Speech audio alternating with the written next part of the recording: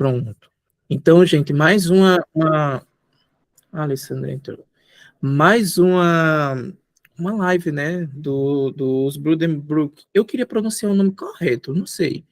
Eu vi várias pessoas, foi procurando na internet, e várias pessoas pronunciam de um jeito. Eu acho que, não sei se é mais puxado como se fosse um francês, o que eu vejo mais o povo falando, a pronúncia é mais como se fosse puxado por um francês, tipo Brudenbrook, alguma coisa assim, puxando esse O como fosse um R, sabe? Uma coisa mais dura. Mas enfim, tô gostando bastante. Eu tô na reta final. Não sei se vocês estão na reta final. Porque tem momentos aqui que não dá para parar de ler, né? Então, é isso. Esse é o nossa penúltima live, porque a última já é a final. Esse livro, como eu estava falando para a Larissa aqui, ele é diferente dos outros de Thomas Mann que eu li. Eu acho que, com exceção de Morte em Veneza, porque ele é bem fluido, é belíssimo aquele livro, virou filme, e o filme é super conceituado, e o Morte em Veneza traz muitos elementos, como eu falei, da Divina Comédia, de Dante Alighieri. Você percebe ali como a história acontece em Veneza, aí tem um barqueiro que leva o autor, né? E esse barqueiro, ele simboliza o Caronte, lá na Divina Comédia. Então tem toda essa simbologia. É bacana demais o livro. E dá para ler em um dia, gente. É muito bom. Além do mais, esse livro, né, como a gente tinha comentado no início, na primeira live, Thomas Mann, 26 anos, gente, 26 anos construiu uma obra dessa, né? Eu até comentei lá no grupo que eu percebi algo muito sutil de elementos de antissemitismo que ele já comenta. Eu não sei se vocês. Eu não lembro qual foi o trecho, eu acabei não marcando. Eu não sei se vocês lembram, mas ele diz alguma coisa de alguém não contratar fulano por alguma. Era alguma coisa que a gente sentia acho que alguma coisa de preconceito, sabe? Isso já no início dos anos 1900. Eu creio que antes, né? Porque eu acho que ele vem escrevendo esse livro já nos finais dos anos de... Acho que no início mesmo, bem no início mesmo dos anos 1900. Então é bem interessante, porque a gente já vê esses elementos ali inseridos, porque o Thomas Mann, ele foi muito duro, a gente sabe toda a história, ele foi muito duro nessa questão do nazismo ali, né, de todo, ele inclusive ele saiu da Alemanha, se eu não estiver nada, ele ficou exilado nos Estados Unidos ou foi na Inglaterra, eu não lembro exatamente. E é tanto que tem um livro lançado pela editora Zahar, depois vocês procurem, eu acho que é os discursos do Thomas Mann, que ele fez para a rádio BBC na época da Segunda Guerra Mundial. Então, o pessoal lá da Alemanha, na época, né, que eles odiavam esses discursos do Thomas Mann, que ele falava muito duro sobre tudo que estava acontecendo lá. Mas, enfim, voltando para o livro é genial, eu estou gostando bastante, muito fluido, e os elementos que a gente percebe aqui são elementos voltados, na minha visão, para criticar, além de toda a aristocracia, mas também a burguesia, porque eu digo os dois, porque não sei se vocês percebem, isso ficou bem claro, a família, ela partiu do nada, ela não tinha uma origem nobre, né? Como vocês viram, ela não tinha uma origem nobre, ela conseguiu ali se reerguer, conseguiu títulos, consuleza, cônsul, enfim, e daí foi crescendo. Diferentemente da aristocracia, que já vem de família abastada, já vem de família com posses, essa família não, ela partiu do nada. E é interessante como o subtítulo fala aqui, né, decadência de uma família, porque a gente percebeu o que? O aparecimento dessa família, o surgimento, o apogeu e a decadência agora com os netos, né? Que, enfim, além do mais, como eu tinha dito, é um livro que traz muito da autobiografia do próprio autor. E a gente vê isso em dois personagens. Eu não sei se vocês perceberam. É o Thomas, que o Thomas não quer, né? O Thomas. Simone entrou aqui. O Thomas não quer nada, vocês perceberam lá no início que o Thomas não quer nada. Eu acho que o Thomas ele não se encaixa aos moldes do que o Johan, né? Acho que se pronuncia assim, o Johan Sênior, né? O Johan, o chefe lá, o patriarca, melhor dizendo, ele diz, né? Ele não quer, o Thomas não quer O Thomas, ele quer algo mais ligado para as artes, algo mais ligado para É o o que... Christian, não é? Também, ele, né, o Christian. Ah, é o Christian. Além do mais, eu misturando os nomes, gente. O Christian, mas também tem um outro lá no finalzinho. Não sei em que momento vocês estão, mas eu acho que tem um outro lá no final. Eu anotei aqui o nome dele. Eu acho que já é a última linhagem que eu fico construindo o meu mapa. Aí isso mesmo eu me perco. Rano. Não sei se vocês perceberam do Rano. Não sei se vocês já chegaram nessa parte, mas o Rano ele é bem diferente também. E aí eu pensei, quando nasceu o Rano, quando surgiu o Rano, eu pensei que ele iria dar um suporte para a família e tal, alguma coisa assim, porque a família toda é ligada muito ao patriarcado. Tem os homens que querem, que seria o ideal para erguer ali. Mas, como eu disse a vocês lá no grupo, que a Toni está me surpreendendo, né? Para mim, até agora, é a minha personagem favorita do livro. Apesar de ter algumas pessoas que não gostam dela, mas para mim a Toni é a minha personagem favorita do livro. Porque eu acho que a Toni é a que se encaixa de levar o sucesso da família, de reerguer a família. Mas, como a gente sabe que a família ela é nos moldes do patriarcado, tudo fica para os homens. As mulheres não têm essa função, de fato. A gente percebe ali que as mulheres não têm essa função de fato, né? Inclusive, eu postei um artigo lá para vocês, e aí eu marquei um trecho que desse artigo, eu lendo, que eu achei o artigo maravilhoso. E aí diz uma coisa bem interessante sobre o casamento arrumado, praticamente, da Toni, né? E aí vocês vão perceber, esse é o papel da mulher ali. É um casamento que tem um viés de interesse, no final das contas, né? Não é um casamento de que, fulano gosta de fulano, mas há um interesse por trás. É como se fosse a Toni, eu senti essa vibe de que a Toni fosse uma mercadoria. Eu não sei se vocês sentiram isso. E isso é bem interessante, né? Porque olha o papel da mulher naquela época. E esse artigo, cujo título dele é Hegemonia Masculina e Triunfo Feminino, ele fala muito do papel da mulher. É tanto que nesse artigo, que eu achei belíssimo, ele diz o quê? Que tem uma personagem, a Clara, ela aparece pouquíssimo na história, e às vezes fica confuso qual é o papel dela na história.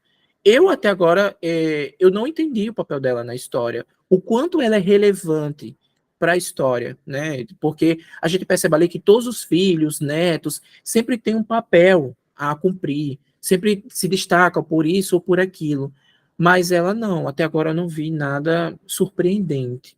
Para mim, a Toni está sendo muito protagonista nessa história, né? Dela atuar. A gente percebe que ela tem essa visão de erguer a família, de construir, diferentemente dos meninos, né? O Christian ali. O Christian tem um pensamento totalmente diferente. Ele viaja, então ele quer moldar a sua vida do seu modo. Ele tem essa questão das doenças. Às vezes eu penso que ele é muito hipocondríaco, porque ele inventa umas coisas que ele não está doente, é a coisa meio da cabeça dele. Então, ele não tem o perfil, entre aspas, assim, empreendedor que querem que tenha, né, que os homens têm ali para reerguer. Oi, Larissa. Você estava falando da Clara, Cris, aí eu lembrei, a nossa meta já acontece aquela coisa terrível com ela, não já? Só para... Eu acho que já, né, gente? Já, já. Já, já, já. Já, já. Então, e aí naquele momento a mãe decide enviar a parte que era da herança da Clara para o marido dela, contrariando o que o Thomas decidiu. Então eu acho que, quando você falou da Clara, eu fiquei aqui matutando, eu acho que de uma certa forma está nos mostrando, e aí ligando com aquilo que você falou, do protagonismo feminino, que no final das contas, nessa situação crucial, foi a mãe que decidiu, não foi o Thomas. Foi ela que decidiu o que ia ser feito por uma questão, não sei, que ela prometeu, né? Acho que ela prometeu o último pedido da filha no leito de morte, ela prometeu e honrou essa promessa. Então, foi um momento muito importante da família que o Thomas foi deixado de lado, ele não decidiu. Quem decidiu foi a mãe, a matriarca, né? Mas aí é interessante que você, olha, perfeito esse artigo, porque quando você cita aí, ele diz que a função das mulheres, ele até diz aqui, a função das mulheres aqui no romance é educar os filhos, mas também fazer decisões de decisões deles. Aí isso me veio à mente agora que você falou, porque talvez os homens não fossem capazes de decidir porque como eles não cuidaram das crianças, não educaram as crianças, eles não sabiam de fato o que as crianças pensavam e o que de fato elas queriam para o futuro, enfim. E aí ela fez isso. Eu acho que é bem nesse pensamento. De toda forma, claro que teria que ter uma aprovação do patriarca ou de um homem qualquer, mas aí eu acho que pela criação, eu criei minha filha, algo do tipo, eu vou tomar essa decisão. Uma outra coisa que me chama a atenção, que essa questão toda, né, às vezes de futilidade e coisas a mais, lá no, acho que capítulo 4, parte 4, eu acho parte 4 ou parte 3, que isso que a gente já discutiu, inclusive no passado, a mãe era muito preocupada com a beleza, com a estética, não sei se vocês lembram disso. E aí tem um momento que me chamou muita atenção. Eu vou para a França comprar uma tinta. Não sei se vocês lembram. Ela ia comprar uma tinta porque o cabelo dela estava meio branco, querendo ficar branco. Ela tinha uns 40 e poucos anos, gente. Ela, pelo que ela estava falando ali, era 30 e poucos anos. E ela estava muito preocupada com isso. Tudo acontecendo, o mundo desabando, mas ela preocupada com a beleza. Aí, para você ver, né? Oi, Larissa. Eu lembrei também que você falou agora da insistência da Tony em relação ao tecido que ela ia usar no vestido de casamento. Tipo assim, ela não estava pensando muito na liberdade dela, daquilo, né? Era uma coisa secundária, mas o tecido do vestido do casamento, mãe, eu quero esse tecido, e repetiu várias vezes no texto. Eu fui até buscar no Google para ver que tecido era esse. E até muito bonito. Mas isso me chamou a atenção, né? Dessa parte, com o que ela estava preocupada? Ela ia casar, ia passar o resto da vida com um homem, mas era o tecido, o enxoval e aquilo que estava ocupando a cabeça dela naquele momento. É interessante porque, às vezes, isso eu faço essa pergunta para mim mesmo quando eu estou lendo o livro. O que esses elementos fúteis representa, né? E aí eu acho que é isso de fato, a futilidade, ao mesmo tempo, as aparências. Porque acho que a própria Toni já discutiu isso, os outros personagens, e a gente percebe isso de forma muito clara, a aparência. Essa família vive de aparência, desde o início. Se vocês perceberem, ao primeiro ato que Thomas Mann coloca para nós, é aquele glamuroso jantar, gente. É um jantar glamouroso, é para mostrar status. Então, é bem interessante porque talvez, Larissa, esse tecido mostre status. A questão lá da tinta, do cabelo, de não mostrar a velhice, vai mostrar status, porque ela tinha que importar da França, então isso nem todo mundo fazia.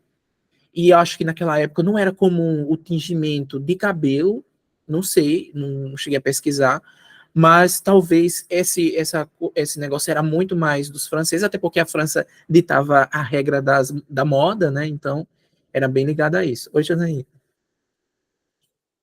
Oi. Realmente essa coisa da aparência para eles é tão importante que, apesar deles serem uma família que veio do nada, eles não se comportam como se fosse assim. Eles demonstram até ter um orgulho da história deles, né, com aquele livro da família, mas o tempo inteiro eles ostentam como se eles fossem de uma classe social totalmente diferente das outras pessoas ricas que tem na cidade. E eu acho que Mas eu acho que também na questão específica do casamento, eu acho que em parte, essa ocupação da Toni com todos os preparativos, eu acho que era em parte uma forma de não se permitir ficar pensando no noivo, que era alguém que ela não amava, e também era uma forma de compensação, já que eu vou ter que passar o resto da vida com alguém que eu não amo, então que pelo menos eu tenha tudo que eu sempre quis ter. Eu acho que é uma forma dela compensar também esse sentimento de, de alguma forma, material, né? Ah, tá. Mas E eu ia sobre perguntar. a. Oi? Não, eu ia perguntar a vocês, já que vocês falaram sobre a Tony, o questão do casamento, se ela, assim, até agora eu não vejo que ela sente aquela, como se ela tivesse obrigação de fazer isso, né? De ter que se casar.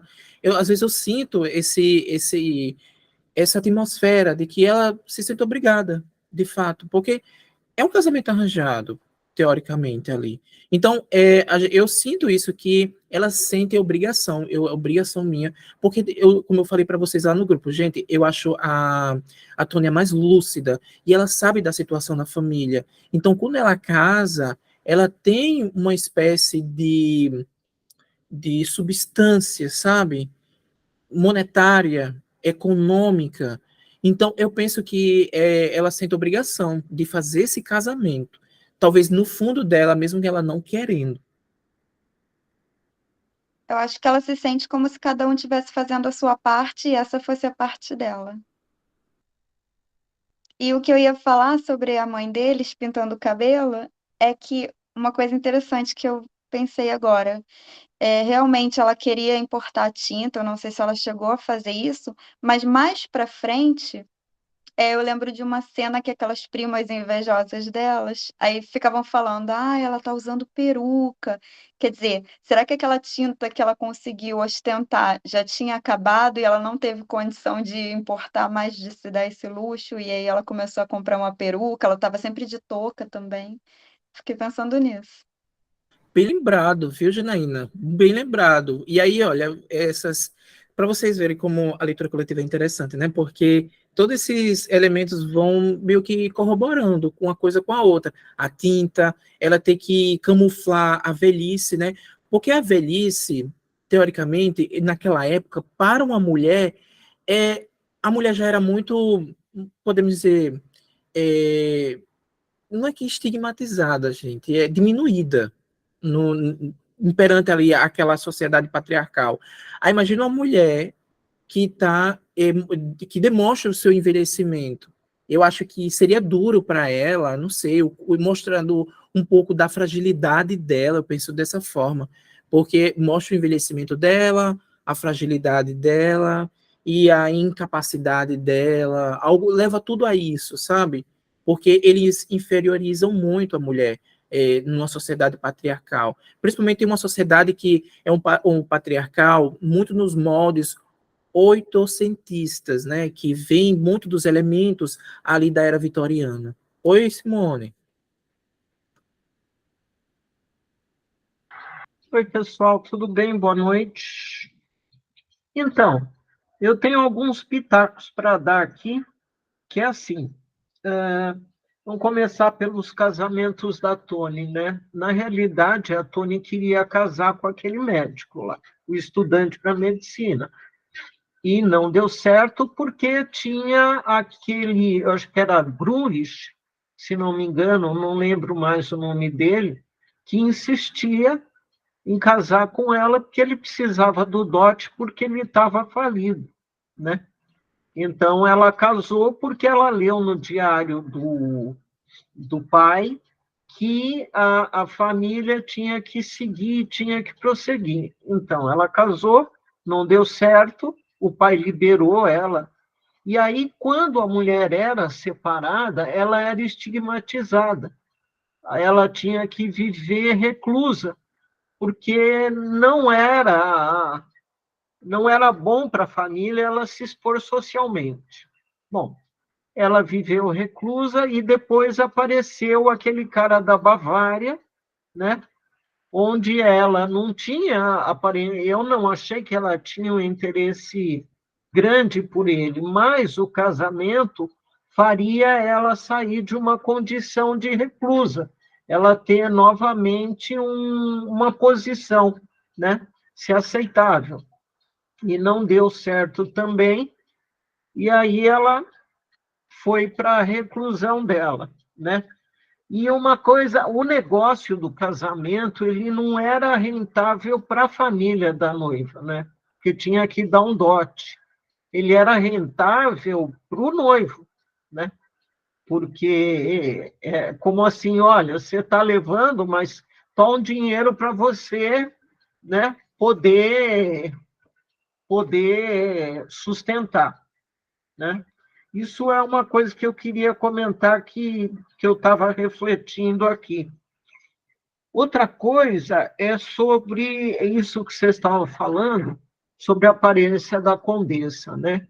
Hoje eu não estou em dia, mas eu estava lendo aquele trecho onde o Thomas, ele está, depois que a Toni fala com ele para ele assumir aquele negócio da plantação, ele fica na casa, um dia ele recusou, depois ele começou a pensar que poderia ser uma alternativa, né, para os negócios melhorarem. E aí eu lembro que uma coisa que me impressionou, que quando ele estava sozinho, o autor cita que a expressão dele mudava totalmente, né? Que ele ficava com os olhos, com a face. Então, assim, ele quando sozinho, né, pensando, ele tinha uma posição de fragilidade muito grande, né? E ele mudava tudo isso para poder mostrar para a família que ele era o esteio, etc. E isso me lembra logo do começo, né? Eu nunca achei o Thomas um cara forte, porque, se não me engano, antes dele assumir, ele tinha uma certa fragilidade, ele não era um cara comerciante, né? Ele, inclusive, por isso que ele até entendeu a Toni quando ela teve aquela desilusão. Ele foi, acho que, um dos poucos que entendeu. E aí me veio também, né, essa coisa, essa fragilidade dele, e juntando com a mãe, né, que vocês estão falando da mãe. Então, assim, a família, o comércio, ele não podia, a família do comércio, né, da empresa, não podia ter uma aparência ou ações ou fragilizada, porque isso impactava totalmente no comércio, que o comércio estava decadente. Então, eles tinham que realmente manter, né, uma condição social, a casa que ele construiu, os jantares que ele dava, a expressão, a roupa dele, né, que era toda impecável. Então, e ele está numa prisão, Thomas, porque ele tinha aquela florista que realmente ele chegou para ela e falou, olha, não dá mais, porque ele ia assumir, né, os negócios. Então, ele realmente foi colocado, e o Christian pôde sair fora, né? O Thomas é o William e o Christian é o Harry, entendeu? Aquele que pode fazer as coisas que quer, porque ele não tem a obrigação do primogênito, né? E o Christian sempre foi meio maluco. Lembra quando ele era pequeno, logo no início, num jantar, que ele simulou uma congestão, e aí, então, ele sempre foi meio ator e meio diferente, né? Então, é isso. É isso que eu tinha para contribuir. Antes de passar aqui para as meninas, só um ponto aí. Essa questão que você disse que não há vantagem para a família da noiva, né, o casamento, e aí, porque seria vantagem para o homem, não é isso? É, isso que eu Mas digo. aí, mas aí não seria, por exemplo, o que eu penso sobre isso? A família também vai se livrar da noiva, ela não vai ter mais despesa. Justamente, por isso que o cara dá o dote, olha, tipo assim, tenha as despesas, eu estou te dando uma grana para você suportar as despesas dela, né? É isso que eu enxerguei nos dois, né? Se bem que o segundo casamento, ele devolveu o dote, ele era meio... Ele era da Bavária, normalmente os alemães da Bavária são mais espontâneos, são diferentes, né? O sul, a Bavária é mais festiva, né? Provstar ele devolveu o dinheiro lá de boa, entendeu? E continuou a vida dele, né? Então, é o que eles chamam de dote, né? Tinha que dar uma grana para o cara receber a noiva e casar, e, enfim. E essa questão do divórcio, principalmente no passado, até hoje ainda tem, que a mulher é sempre a culpada do divórcio. A mulher, ela às vezes, ela depende exclusivamente do marido, e quando ocorre o divórcio, ela fica sem nada. É Então, que imagina aquela época, né, a gente? legislação, se não me engano, ela definia, ela definia quais as condições que a mulher podia se separar. Se não me engano, uma delas era que o homem não pudesse mais sustentar, né? Hum, E foi o caso do Grullis lá, né? E o segundo, eu acho que foi feito um acordo, eu não lembro direito, mas eu lembro dessa condição. Eu não sei, não lembro de outras, né? Oi, Larissa. Pegando o gancho da Simone, que ela falou do Thomas, que impressionou, né, o rosto dele, a descrição do rosto dele, eu lembrei também que, como ele fala do sentimento do Thomas, que a decadência vai chegar, né, que agora é uma fase que vai decair, apesar de o exterior e apesar de aparentemente tudo estar indo bem, ele sente. E aí eu interpretei um pouco como se essa decadência começasse com a falta de autoconfiança dele, né? Com o sentimento dele em conduzir os negócios da família, em ter aquela energia que ele está exausto, né? Ele não consegue mais, não aguenta mais. E Simone também falou da florista, e eu lembrei de uma passagem muito interessante que a senadora, acho que já é senadora, né, a mulher do Thomas, fica na frente da florista, né, as duas mulheres ficam frente a frente, e a florista olha para a senadora, e aí o Man faz uma coisa que eu acho muito legal, que é fazer esse contraste entre as duas, né, ela tá com um filhinho numa mão, balançando o carrinho do outro, grávida, ou seja, ela está dando conta das crianças, e aí o Thomas elogia o trabalho do marido, o marido fala, não, não fui eu que fiz, foi a minha mulher que fez, então ela ainda trabalha, ainda é talentosa, e a senadora lá acorda tarde, né, tem um filho, aí tem ajuda, aí na cena seguinte, e aí, bom, aí eu fiquei pensando, bom, será que ela é talentosa, será que ela toca bem esse violino? Aí na cena seguinte, o Man fala que ela está tocando de uma forma trêmula, né? E aí eu lembrei que os Buddenbrook não sabem nada de música. Eles falam várias vezes, né? Nós não conhecemos, nós não tocamos música. Então eu falei, putz, ela ainda toca mal, cara. Então, e aí eu achei muito interessante esse contraste que ele fez entre as duas mulheres, assim, bem, bem legal. E aí, desculpa, Janaína, só pegando o que a Larissa falou, eu acho, Larissa, que ele chegou num ponto de estresse por tudo que ele passou, que realmente ele está ruindo, e é aquilo que você falou, talvez os negócios não estivessem tão ruins. Então, sabe aquela coisa do estresse, que você está naquele ponto que você precisa tomar alguma providência, senão você realmente desmorona, né? E a providência foi aquela colheita lá, que eu acho, é um achismo, eu não li. Eu acho que ele vai ter um prejuízo miserável aqui, naquilo lá. Entendeu? É a minha percepção, né? Hoje, né? Oi. É, voltando um pouquinho na história do Dot, pelo que eu entendi durante a leitura, lá na Alemanha, né? Nessa época, o dote que era recebido no casamento era uma parte da herança que já seria da mulher. Então, ela leva essa parte da herança quando casa, e o marido tem a obrigação de fazer esse dinheiro render, porque em caso de divórcio, ele tem por honra que devolver esse dinheiro para ela. Aí o Grunlicht não devolve porque ele torrou o dinheiro e faliu. Acho que por isso ela fica tão abalada, porque era uma parte da herança futura dela, que ela ia receber. E sobre os casamentos também, eu achei que o Thomas teve tanta preocupação de não casar com a florista, que, na minha opinião, seria uma esposa excelente para ele, em todos os aspectos, menos no financeiro, né? Ele teve tanta preocupação de não casar com ela para manter a pose, né, da família aristocrática, que ele escolheu uma esposa não por amor, ele não amava a Gerda, ele escolheu a Gerda pela posição, pelo status social dela, pela fortuna dela, pelo dote que ela levaria para o casamento e porque ele se deixou fascinar por ela ser uma pessoa exótica.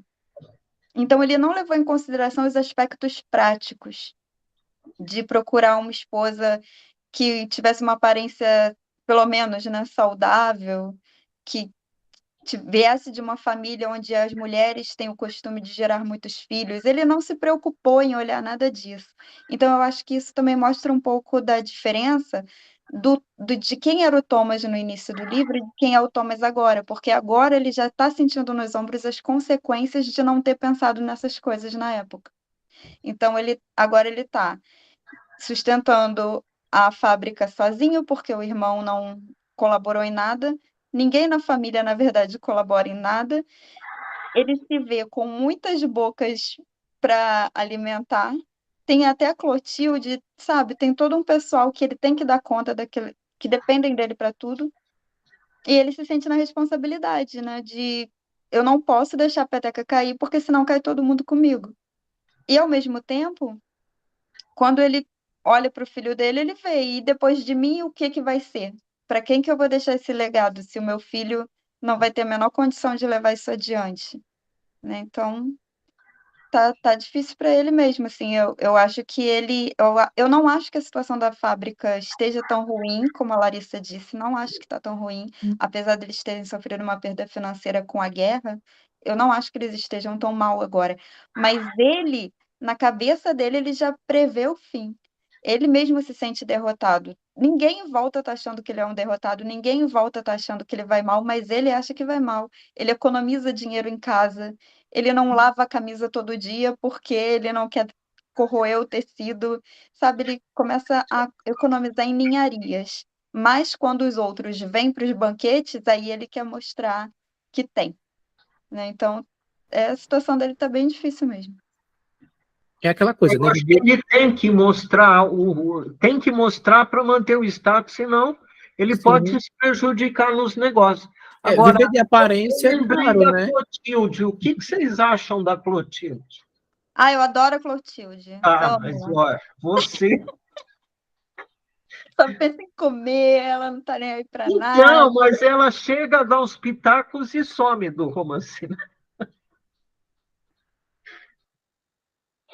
Ela, Eu não entendi qual é o papel da Clotilde, eu não consegui captar, assim, o que que ela representa ali.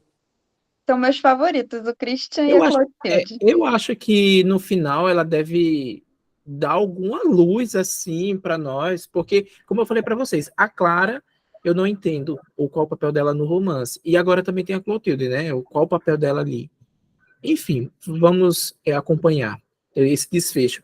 Mas uma coisa que me lembrou quando o Simone estava falando sobre as aparências é caro de manter, né? A gente viu aí o caso do Thomas. Muito caro para manter as aparências.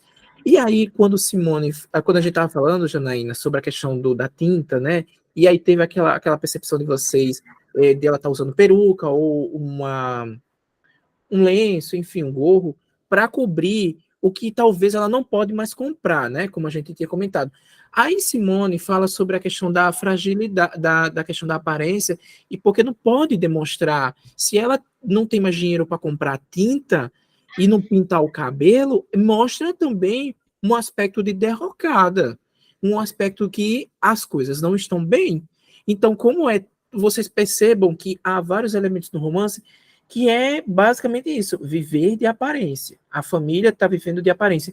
E a aparência, de certa forma, a gente vê que custa caro. Os banquetes, a roupa, a tinta que vem do exterior, e tudo isso é caro de se manter. Aí eles vêm economizar em quê? Em coisas simples, que, no final das contas, somando, não vai dar em nada. Janaína? Eu acho que, de certa forma, o papel da Clara vem muito nessa de repente, ser alguém para mostrar que a família já tem uma certa fragilidade na saúde, porque entre os irmãos ela tem essa questão de algum problema cerebral, não sei o que seria, e o Christian é hipocondríaco. Eu não sei até onde isso é uma mania de doença, até onde ele realmente sente alguma coisa, mas dá para ver no comportamento dele que ele também tem alguma questão ali. E depois vem o Rano também. Então, eu acho que, de repente, a Clara já era para ser uma pista, assim, de, olha, a descendência deles talvez não venha tão saudável, não sei. Então, o Christian sempre fala uma coisa engraçada, que ele está com tontura do lado esquerdo, não é isso? Ele sente alguma coisa, é um negócio totalmente maluco que ele fala. Ah, eu estou com uma tontura, eu não consigo andar.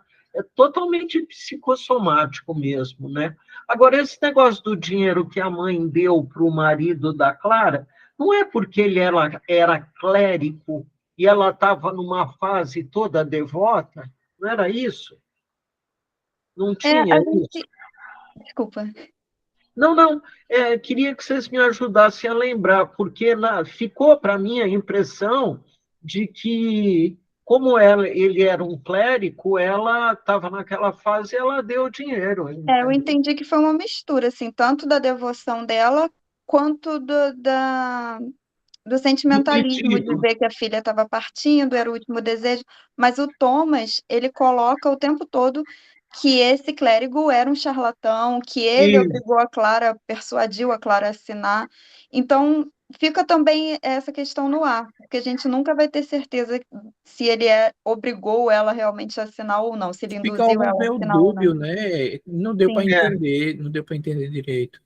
Mas Então, mostrou um pouco, assim, eu acho que serviu um pouco para mostrar também a forma como eles infantilizam as mulheres, né?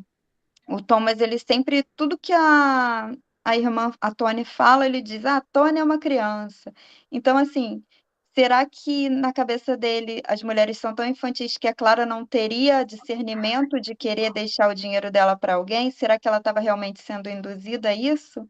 Né? Ou ele estava porque eu sinto um pouco disso também, ele mascara as mulheres nessa coisa infantil para que elas não tenham voz nas decisões também. Então, não é à toa que a mãe fez tudo pela Clara escondida dele.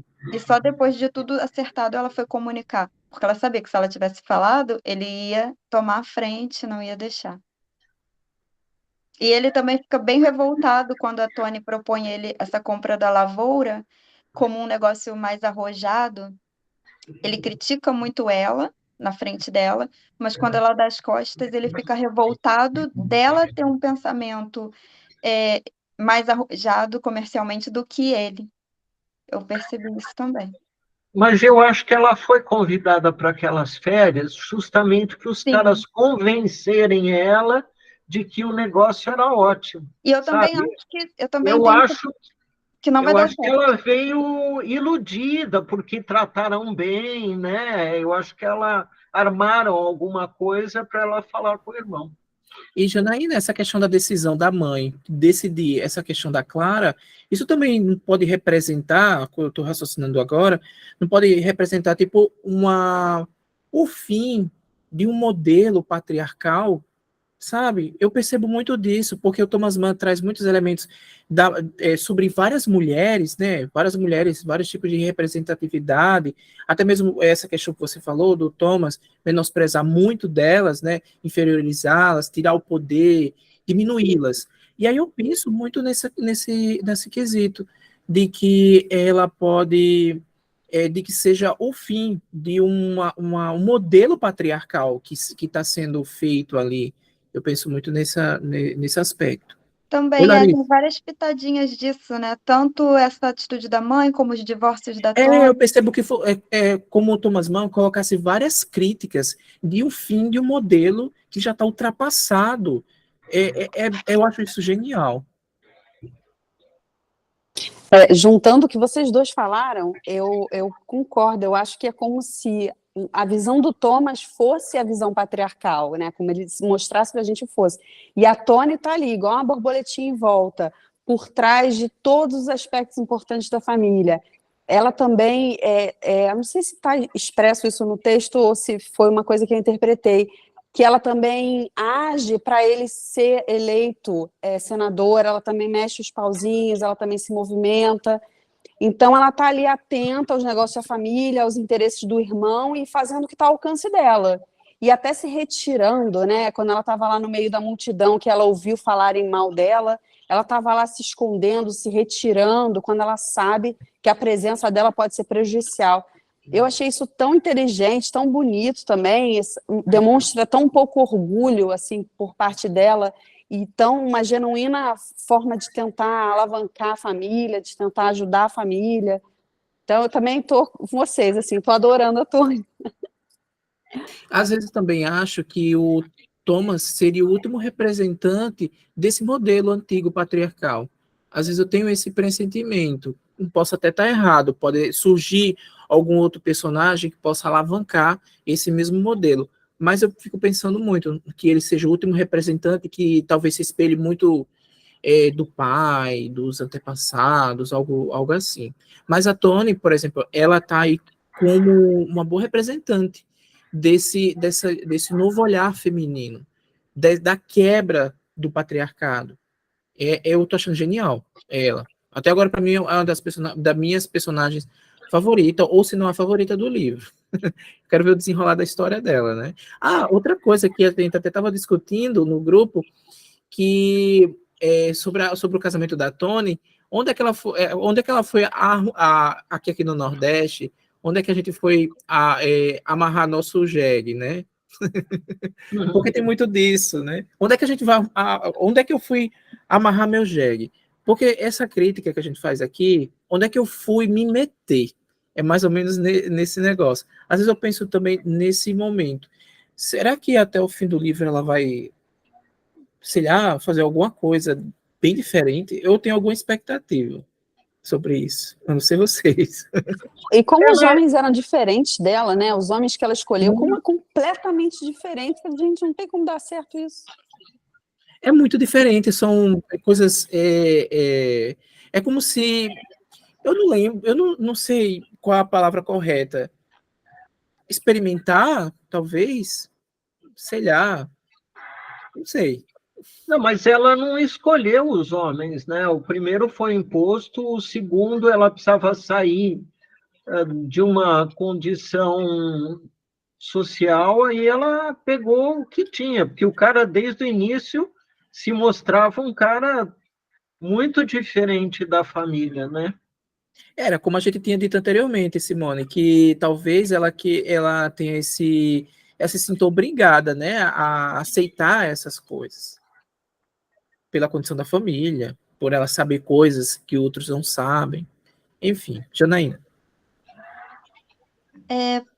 Puxando esse tema da família ir evoluindo, né, de acordo com a sociedade, eu sinto também que eles são pessoas que, para manter essa pose e se colocar acima de todo mundo, eles não se misturam com ninguém. A família deles só se relaciona para se amostrar. No passado, apesar deles já terem essa pompa, o pai e o avô do Thomas, eles tinham amizades verdadeiras. Ele já não tem. Então, assim, parece que esse distanciamento deles das outras pessoas também vai prejudicar ao longo do tempo, porque quando surgem essas oportunidades, como a Toni trouxe da compra da lavoura, que era uma coisa mais arrojada, parecia ser algo que ele considera até moralmente indigno deles, né? Mas ele comenta que outras famílias estão fazendo. Só que, ao mesmo tempo, ele não se relaciona com essas outras famílias para ter essa troca de como isso é feito, em que circunstâncias isso é feito, quando isso é vantajoso, quando não é. Então, ele acaba ficando para trás, e por isso eu acho que ele vai se meter numa furada com essa história. Mas esse distanciamento que eles se colocam vai estar prejudicando eles também. E é engraçado, né, Jana, porque ele é o senador, ele faz parte de vários grupos como líder, né? Mas eu acho que ele se coloca numa posição, como você está falando mesmo, de líder e não de par, né? Então, ele tem que ser, né? Outra coisa que talvez ele Aí acaba se isolando, quise né, Simone? manter. Oi? Acaba se isolando ele. Ele Família se se coloca isolada. num patamar e é para manter também aquela postura de que, olha, nossa firma, nossa família, né? E é interessante que vocês percebam e o quanto essa firma, né, essa empresa, ela está intrinsecamente ligada às pessoas, as pessoas ali, a família Buddenbrook, né? Aí a gente já discutiu aqui a aparência ela está intrinsecamente ligada à aparência da empresa. Aí tem essa questão dos laços, que eles não têm laços fora, né? Não conseguem fazer esse network, né? Trazendo uma linguagem mais jovem, network com outras pessoas, com os vizinhos, não conseguem. Então, aí vocês percebam que isso vai deteriorando a família, porque a família fica isolada, ao mesmo tempo a empresa também fica isolada. É muito interessante que o Thomas Mann deixou isso. Essa teia é muito intrinsecamente ligada. Se a família adoece, a empresa adoece. Se alguém morre da família, uma parte da empresa morre. Se eles conseguem fazer um negócio bom, a empresa vai ter um suspirozinho ali, mesmo que seja pouco. Então, uma coisa leva a outra. Isso é incrível. É como se a empresa fosse alguém vivo da família. Dá essa impressão, não dá? As empresas familiares, a gente viu que elas tendem a implodir, né? Prova está que hoje, por exemplo, chega num determinado tamanho a empresa, eles colocam uma outra administração, porque realmente com a família é complicado, né? Então, lá parece que assim, tinha as famílias, né, os feudos, eu acho que foi uma coisa herdada, né?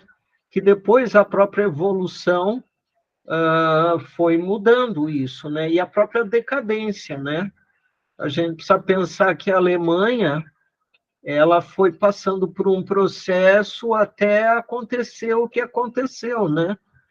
Teve aquela revolução que foi passando o livro, ele não tocou mais nisso, ele não toca nisso, né? Engraçado, ele só pega os Buddenbrook mesmo, né?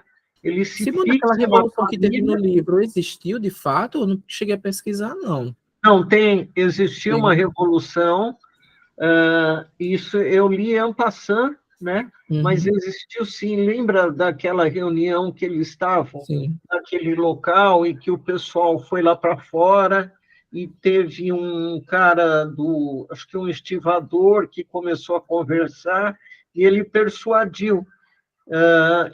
Aquela cena mostra uma coisa que, se não me engano, aconteceu, que houve uma revolução, mas a classe dominante conseguiu abafar aquilo naquele momento, né?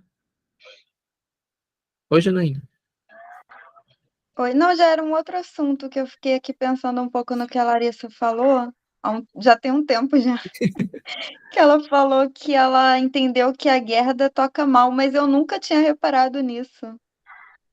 Eu tô até assim, fiquei pensativa sobre isso, porque é interessante aquele professor dela de música, né? Que ele puxa muito o saco dela o tempo inteiro. Então, Janaína, logo uhum, depois é um trecho que ele fala que a Tony chega na casa para falar com o Thomas, logo no finalzinho da meta. E aí ela ouve a Gerda tocando, mas o narrador diz pra gente que ela toca de uma forma trêmula, uhum, entendeu? Foi por isso que eu sim. achei que ela tocava mal. Aí eu comecei a E pensar, desculpa, fala. pode continuar. E ele fala o tempo todo que a família Buddenbrook não tem nada a ver com música, que eles não entendem nada de música, então para eles ela toca divinamente, é uma coisa maravilhosa, né, também. E agora o Rano tem muito dela também. Eu vejo nela também alguma coisinha assim que não é muito saudável, ela não parece uma pessoa saudável. E eu acho que juntou o gene dela, que já não era uma pessoa muito, ela é bem frágil, com a genética dos Buddenbrook, que também vira e mexe tem um problema ou outro. Veio o Rano, que acho que ele tem tudo, tadinho, o menino. Essa Veio questão da muito música, frágil. ela é muito importante para o Thomas Mann. A gente viu, isso dá para perceber no Dr. Fausto, que ele fez um livro específico que traz muito da música, né? A Alemanha em si teve vários compositores brilhantes da música clássica, enfim. E aí eu fico pensando agora nessa questão da música, será que isso não demonstra que a família não tem origem nobre? Gente, isso aqui fica tão claro, né? Verdade. Não é que é origem nobre, na realidade, eles não são aristocratas, né? Eles não Eles são são comerciantes. aristocratas, é Eles são a comerciante, burguesia, né, que está surgindo, né? Eles têm mas aí, manias aristocratas. A burguesia, eu li em algum local que a burguesia ela foi muito esperta, porque ela pegou o luxo da da aristocracia aristocracia. e a habilidade nos negócios, né? Aham. Então, a burguesia é uma classe que realmente ela soube se formar, né? Mas aí ela Eu não se acho que encaixava, né? Ela não se encaixa na aristocracia. Aí o que vai acontecer? Eles vão atrás de títulos. Por isso que no início tem muito aquela questão do cônsul, consuleza. Eu fiquei pensando muito nisso, porque era o que faltava na família é ter os títulos para demonstrar nobreza. Mas Eu, lembre, em Guerra e Paz só tinha sim. príncipe. Aham. Todo mundo era príncipe em Guerra e Paz. E Mas não era um quer título de nobreza, mesmo a pessoa pobre, lascado, mas era um príncipe. é, Oi, Larissa. eu acho que é bem uma fase de transição, né? Porque eles ocupam cargos públicos, mas a mulher, ele é senador, ocupa um cargo público, e a mulher é chamada de senadora. Então, é bem nessa fase de transição mesmo da aristocracia para a burguesia. Porque hoje, se a gente pensar num cargo público como esse, chamar a mulher, né, do mesmo nome que você dá ao ocupante de cargo público é muito estranho. Mas eu acho que mostra bem essa fase de transição, né? Ele era senador, chamava ela de senadora. E o que você falou também da aristocracia, eu acho que esse conhecimento da música, né? Música, pintura, eram muito valorizados, né, pela aristocracia. E aí acho que Uhum. como se o Man dissesse assim, ó, eles não estão também muito enquadrados, é outra coisa, a burguesia é outra coisa. Eu pensei muito nesse aspecto. Por isso que eu estava questionando aqui com vocês, que isso, de certa forma, traz um status e mostra o quanto que a origem dele não é uma origem nobre, com muitas aspas, não era origem nobre. Então, eles seguindo não têm nesse... erudição, né? Porque tem a questão do estudo, da erudição, e toda essa coisa que é construída, né, por trás, como se fosse algo herdado, mesmo que você não tivesse dons para aquilo, mas era algo que já estava fantasiado na mente das pessoas. Oi, Janaína. E dentro desse aspecto, a única pessoa que pisa um pouco no calo deles sobre isso é justamente a Gerda, porque ela se coloca como alguém muito superior, que ela entende muito de música, só que ela, ao mesmo tempo, quer aprender umas músicas que o próprio professor dela já não aprova como algo digno da posição social dela. Ela fica querendo aprender outras coisas, talvez por não ter capacidade de executar as músicas que o professor quer passar. Mas, ao mesmo tempo, quando o Thomas vai falar com ela sobre música, ela fala: Ah, não, isso aí que você gosta não vale nada. Ela faz com o Thomas a mesma coisa que o professor faz com ela. Então, eu acho que ela dá essa pisada neles, assim, para mostrar que, ó, você não entende nada disso aqui, quem sabe sou eu, para se colocar por cima. Enfim, gente, o que eu estou percebendo até agora é a falência, de fato, de um modelo que está em desuso. Como Simone falou, é um modelo que já vem herdado desde da época ali dos feudos, né? Cada família fica com os seus pedaços, com suas terras, e dali vai construindo todo o seu legado. Eu pensei muito nisso. A falência, e como até o subtítulo fala, né? A decadência de uma família. Quando fala da família, eu acho que não é a família Buddenbrook em si, mas o modelo, né? O conjunto desse tipo. O Thomas Mann utiliza a família como um exemplo, mas é um modelo, o tipo de negócio que não existe mais, que está em desuso, que, como a gente até falou, como a Janaína citou, que eles não têm uma relação com outras pessoas, não faz o famoso network. Então, isso é muito moderno para aquela época. Então, eles não sabem fazer isso, eles não têm essa relação. Então, é um modelo que já tende à falência, de fato. O escritório é lá na casa deles também, não é? É Então era muito, tudo meio junto ali, né? é Era. muito autônomo, é muito sem profissionalismo ali, em alguns aspectos, né? É o home office. O home office. Mas, enfim, gente, o livro tá uma delícia. Em comparação com. Eu sempre estou comparando com a Montanha Mágica, gente, mas é um livro totalmente diferente.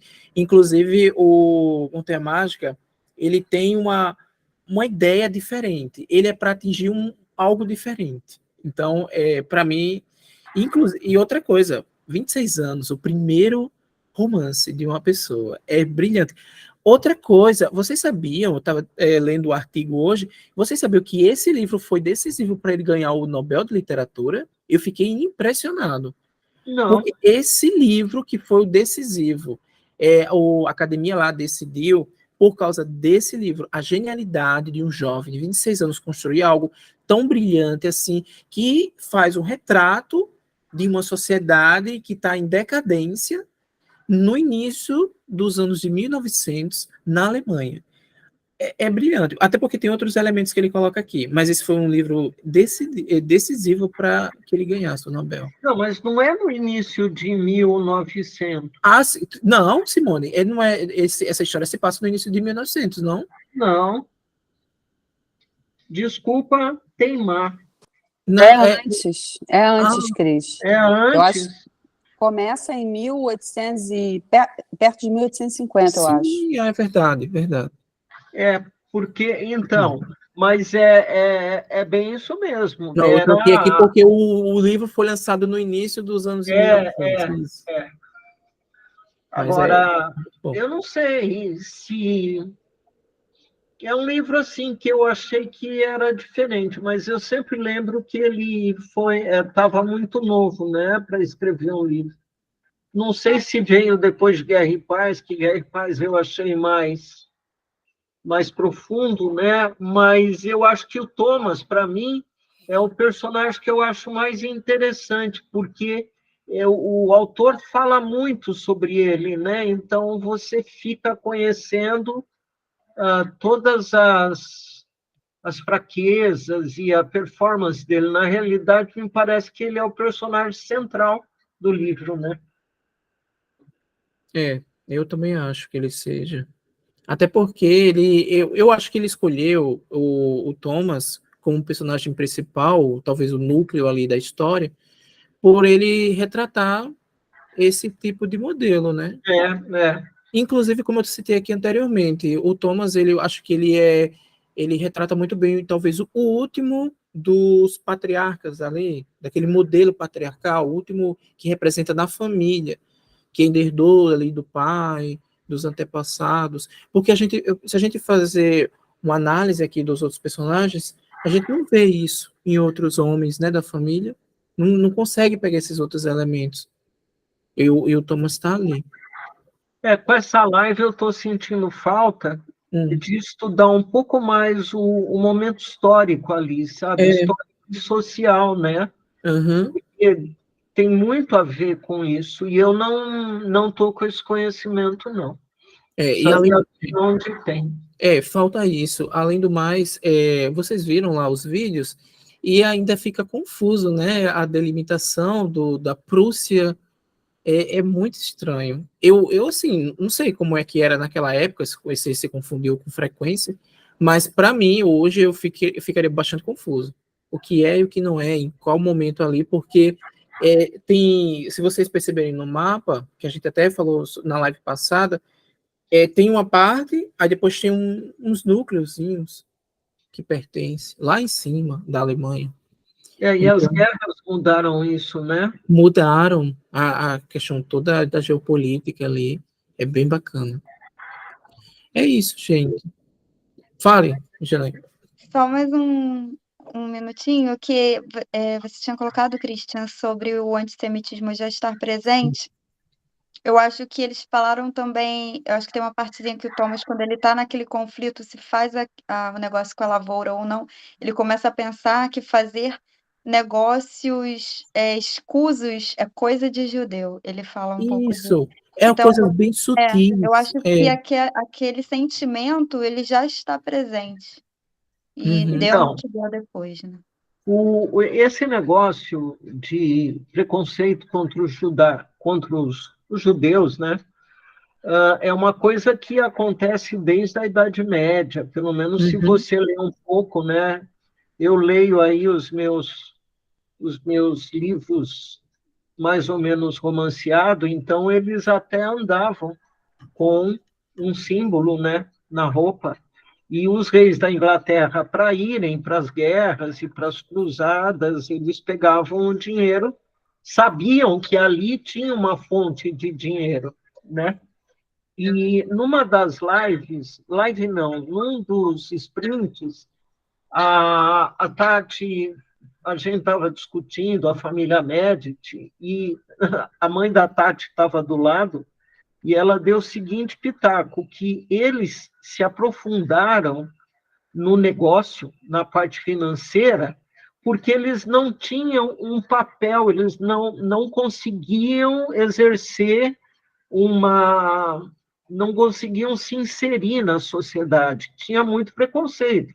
Então, para eles sobreviverem financeiramente, eles faziam esses negócios, né?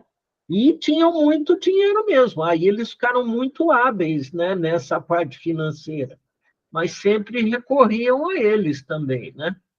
E é interessante, né, que Thomas Mann já trazer isso, mesmo de forma, às vezes, bem sutis, mas é porque, como estava muito presente na sociedade, essa história, esses preconceitos, então, como era muito presente, ele colocou para tornar a história mais real. Aparece até num livro que eu acho que se passa mais ou menos na mesma época, que é Madame Bovary, que Sim. tem uma hora que ela já está devendo muito para o rapaz Exato. que vende coisas, e aí ela fica preocupada, ele fala, não vou ficar te cobrando, não sou judeu. Ele fala alguma coisa assim com ela. Para você ver como Aquele está cara que presente. vendia, né, para ela, Uhum. né? Sim, e assim, são falas preconceituosas, porque no final, quem estava dando um golpe nela era ele, né? Ele Uhum. extorquia ela para ficar comprando as coisas. Na realidade, era o pensamento da época, né? Era o pensamento da época.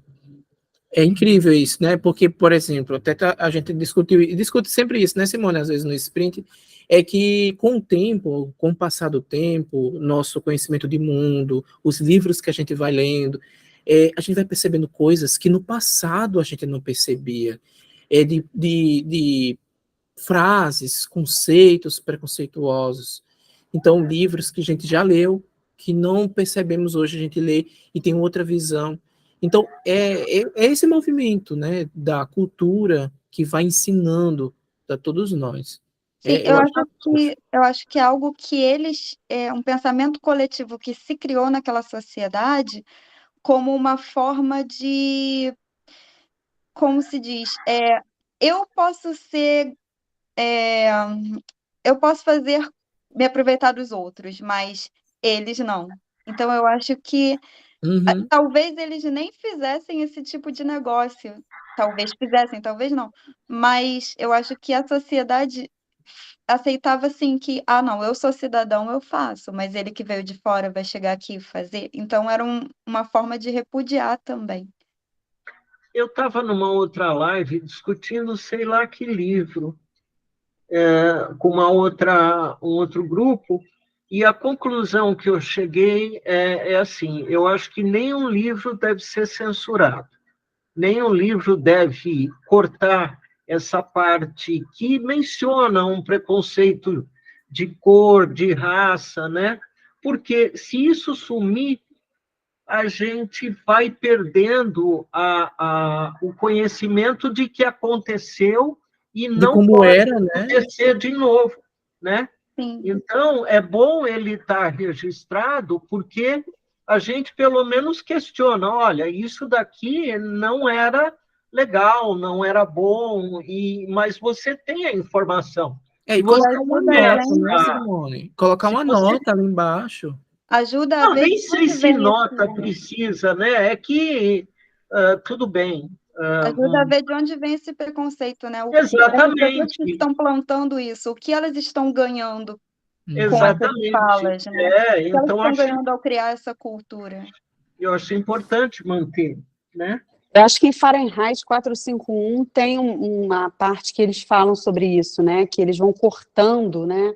E vão resumindo. Acho que é Fahrenheit 451. Antes dos livros serem proibidos ou queimados, nas telas, não, acho que os livros já eram proibidos, queimados, mas nas telas eles recebiam os resumos dos livros. Então, os livros eram completamente cortados, as histórias cortadas, eles só tinham um resumo, né? Sim. E a gente fala muito também. Ah, gente, aí já ia entrar em outra. A gente fala muito dos judeus, porque eles estão presentes agora também nessa obra. Mas, assim, preconceito com o cigano são inúmeras obras, e até Machado de Assis falando que Sabe qual é olhos o do livro que cigano eu sempre oblíqua, digo né? do preconceito de cigano? É o Morro dos Ventos-Uivantes. O Morro dos Ventos Uivantes, Gente, sim, muito. ou aquele Radcliffe, né? O Corcunda de Notre Dame, muito Uhum. também. Não vou dar Gente, spoiler, mas é terrível. lembrei da não ficção também do George Orwell também, que ele fala dos ciganos, tem um trecho que ele fala muito, e é a não ficção dele. E então a Muita gente coisa. vai vendo depois, quando o pior acontece, a gente vai vendo que esse pensamento ele já existia há muito tempo, Muito assim, tempo, muito tempo. as pistas de que isso um dia ia explodir da pior maneira já Uhum. estavam ali. Até eu já até falei no Sprint, eu não sei se vocês já ouviram sobre isso, que o do Morro dos Ventos-Uivantes, que eu gosto bastante desse livro, e para mim não é o romance em si ali do casal, enfim, mas é a formação do Radcliffe e o quanto ele foi moldado pela sociedade. O exemplo, porque a gente sabe muito bem que não é spoiler, ele é adotado, né? Ele vem, e o povo, os vizinhos ali vitorianos, ficam apontando para ele: ah, você não é daqui, ah, você é cigano, ah, você é indiano, entendeu? Aí tem esse preconceito.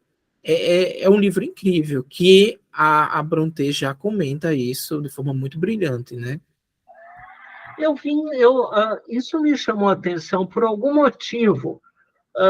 Vocês entenderam por que a Clotilde foi morar naquele lugar simples? Porque a Clotilde morava com a família, depois ela foi morar num quartinho, barará. Essa passagem, para mim, não ficou muito clara, né? Porque ela não tinha ido cuidar do pai, que o pai estava doente, e o pai estava falido, ou não? Não lembro, Simone. Será que ela não é a que tem dinheiro nessa história toda? Quando eu li, eu entendi que ela queria um pouco de autonomia, mas não sei, que ela Será queria. que é parte da mesquinharia do Thomas, dos cortes dele nos gastos? Não foi antes. Eu não sei, essa personagem para mim é uma coisa muito enigmática, né? É isso, gente. Mais uma live finalizada. Que bom. Adorei. Assim, é como Simone falou, ainda falta. Thomas Mann é sempre isso. Eu lembrei quando eu li Montanha Mágica, que a gente lê, mas falta alguma coisa. E é de fato o conhecimento sobre algum tema que ele traz. O caso da Montanha Mágica é muita filosofia. Tem muitos insights que ele coloca, filosóficos, que a gente fica voando. A gente vai lendo, mas a gente sente que falta uma peça do quebra-cabeça.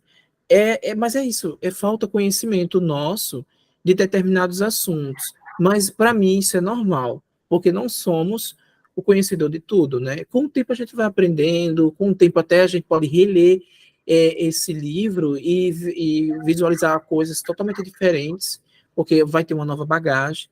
Essa é a literatura. Pois é, gente. Boa noite para vocês, bom sábado e até a próxima. Boa noite, obrigado, Tchau. pessoal. Boa noite, obrigada.